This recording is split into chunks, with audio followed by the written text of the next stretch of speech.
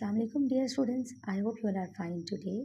Students, today we are going to start our next chapter which is unit number 10 and the title of the chapter is World Without Books.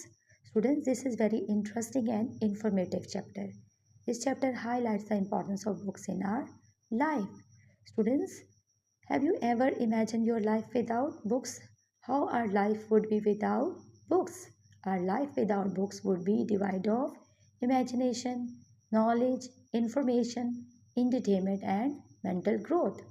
Students, pre-reading questions are: which books have you read in your childhood? Students, have you ever read any book in your childhood? Next question is, which is your favorite book? Why? Students, in this question you have to write about your favorite book and you have to give the reason that why do you like that particular book.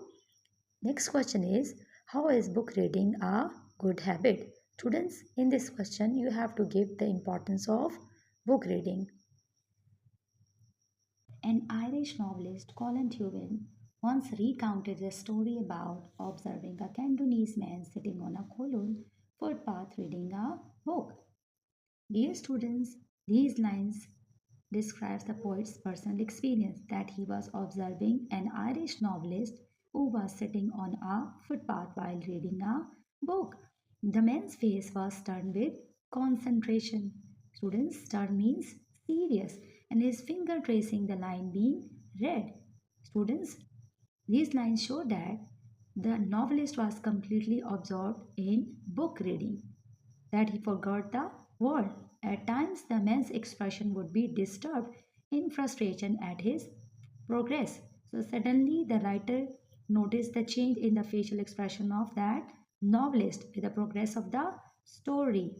Finally, the reader looked up at the sky while his face was beaming.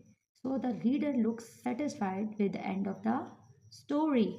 It doesn't matter whether it was because of a sudden joy with the act of reading, or revelation from what was written, or delight at how the story resolved. So the writer was unaware of these things. The point is that he was in possession of something deliciously private, a connection between him and the writer, between the real world and the world described upon the pages. So the main point is that reading is a private connection. It is basically the connection or the link between the reader and the writer, between the real world and the world which is described on the pages, or the world of imagination. There is a frequently asked question: what would the world be like without books? The very question is absurd and depressing. Students, this is a frequently asked question, that how our life would be without books. This question is absurd and depressing. So it is a very depressing and awkward question. It is always said that the latest technology signals the demise of the book.